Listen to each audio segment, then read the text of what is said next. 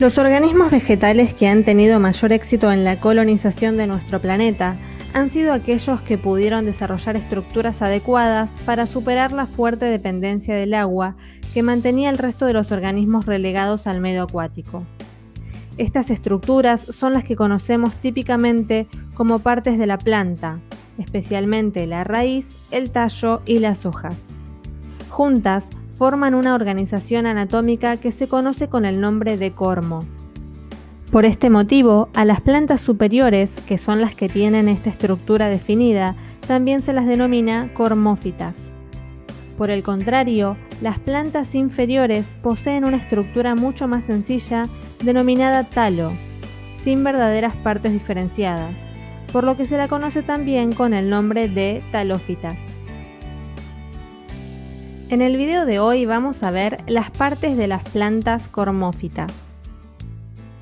Bienvenidos a una nueva edición de Nutrimente. Comenzaremos con la raíz. Es la parte subterránea de la planta y se caracteriza por crecer en dirección opuesta al tallo, es decir, profundizando progresivamente en el subsuelo. Cumple dos funciones muy importantes: dar soporte a la planta fijándola firmemente al sustrato y absorber el agua y las sales minerales con las que se nutre. Si examinamos con detenimiento una raíz, podemos observar con facilidad 4 partes bien diferenciadas, que en orden ascendente hacia el tallo son la cofia, la zona pilífera, la zona de ramificación y la zona desnuda. La cofia es como un pequeño capuchón que se encuentra en la punta de la raíz y que la protege del rozamiento que sufre cuando ésta se abre camino en el interior del sustrato. La zona pilífera es también delgada y posee una gran cantidad de finísimos pelos denominados pelos absorbentes, que, como su nombre indica, son los responsables de la absorción de los nutrientes. La zona de ramificación suele ser más gruesa y dura que las anteriores. En esta zona es donde la raíz principal o primaria se ramifica en raíces secundarias de idéntica estructura. Estas últimas también pueden sufrir ramificaciones sucesivas, dando lugar a raíces terciarias, cuaternarias, etc. Por último, la zona desnuda es, junto con la anterior, la que ocupa la mayor parte de la raíz. Está muy engrosada y reforzada con sustancias especiales, proporcionando de este modo la fijación adecuada a la parte aérea de la planta.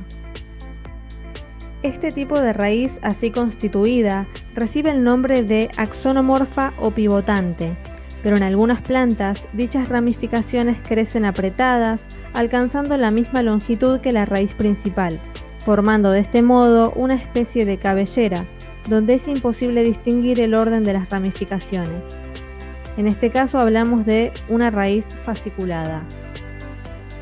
Existen muchas plantas donde las raíces cumplen además la función de almacenar sustancias de reserva. A medida que acumulan estas sustancias en su interior, se engrosan de forma característica, dando lugar a las denominadas raíces napiformes cuando el engrosamiento se produce en la raíz principal y a las raíces tuberosas cuando éste se produce en las raíces secundarias.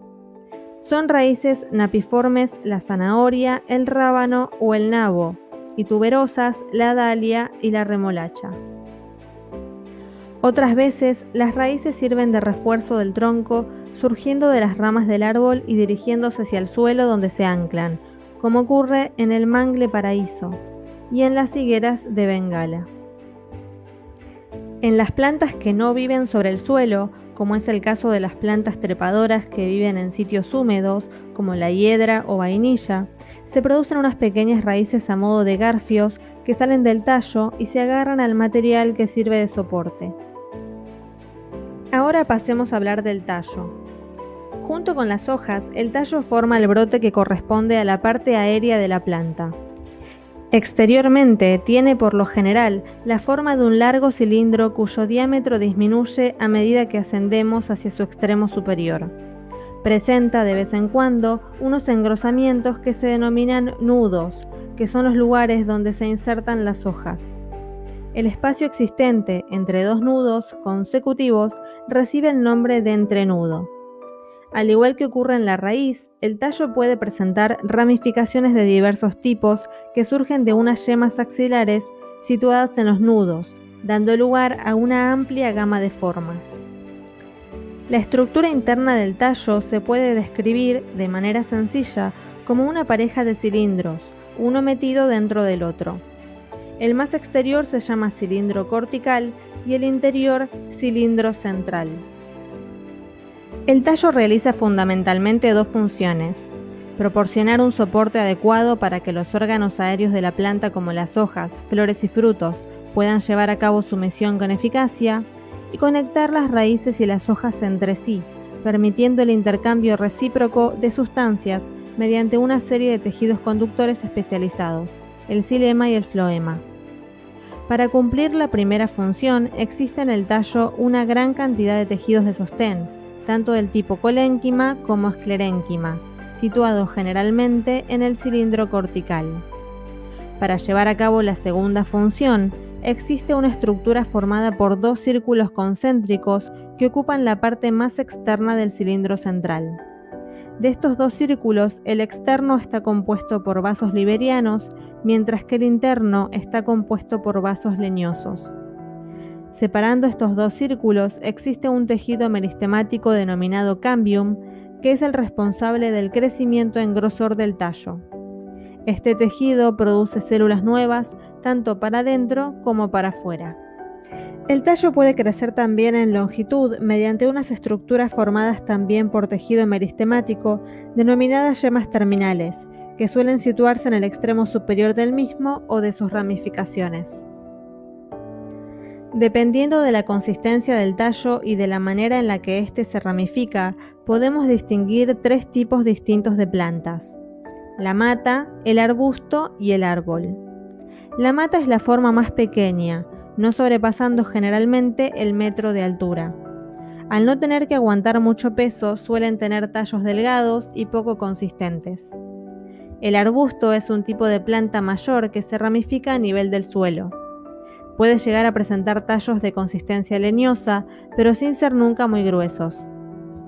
El árbol es el tipo de mayor envergadura.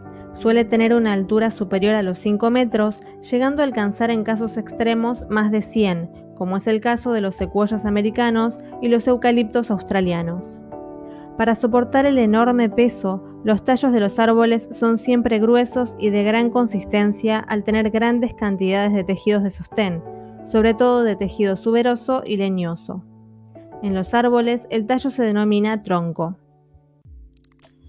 El tallo puede sufrir transformaciones para realizar funciones de diversa índole, adoptando una gran cantidad de formas diferentes. Algunas de estas formas son los estolones o tallos rastreros que crecen paralelos al suelo en lugar de hacerlo verticalmente, los volubles que se enrollan en los tallos de otras plantas para poder alcanzar mayor altura, los filocladios que imitan la forma de las hojas realizando además la fotosíntesis, los zarcillos o pequeños filamentos que salen del tallo principal y se enrollan con fuerza a cualquier cosa que les sirva de soporte, y los cladodios, que poseen células con grandes vacuolas y llegan a contener grandes cantidades de agua. También existen tallos que se hacen subterráneos, normalmente para almacenar sustancias de reserva. Este es el caso de los rizomas, los tubérculos y los bulbos. Por último, vamos a pasar a las hojas.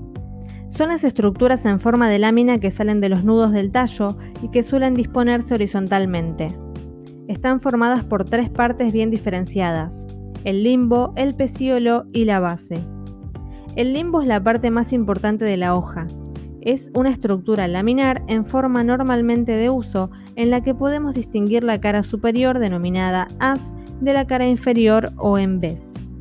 El haz es normalmente de color verde intenso y de superficie lisa. El embés es de un color más apagado y presenta unos relieves denominados nervaciones provocados por los haces liberoleñosos que recorren su superficie. El pecíolo es un manguito que une el limbo con el tallo y puede ser inapreciable en algunas plantas. La base es el lugar por donde el pecíolo se inserta en el tallo.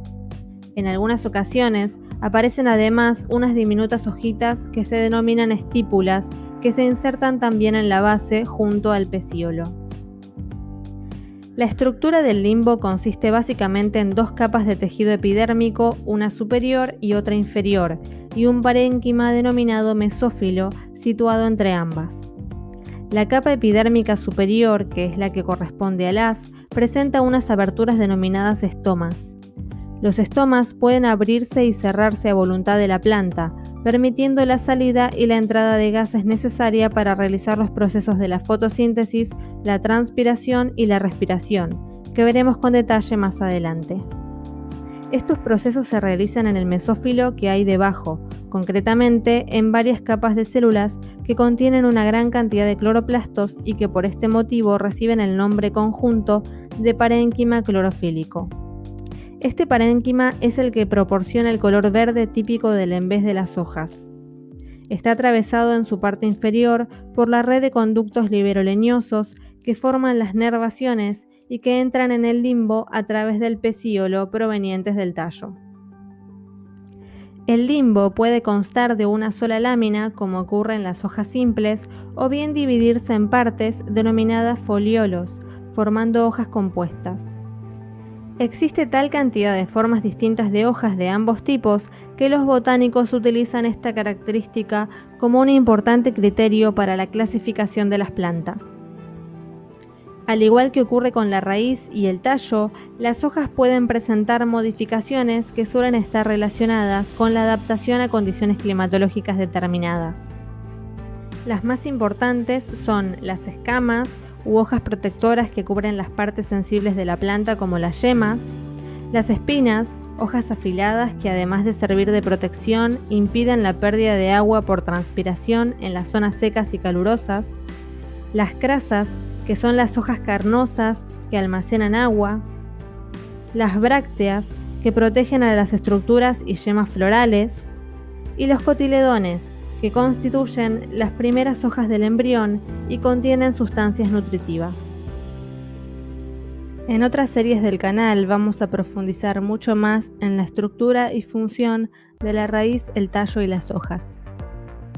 Si este video te sirvió para aprender o comprender mejor este tema, o si simplemente te gustó, por favor dale like y también te invito a compartirlo y a suscribirte al canal para poder tener a mano mucha más información. Si querés apoyar al canal y tener acceso a contenido exclusivo, además de otros beneficios, podés convertirte en mecenas en Patreon. Te dejo el link en la descripción del video para más información. Te invito a seguir aprendiendo, porque lo que sabes influencia tu destino.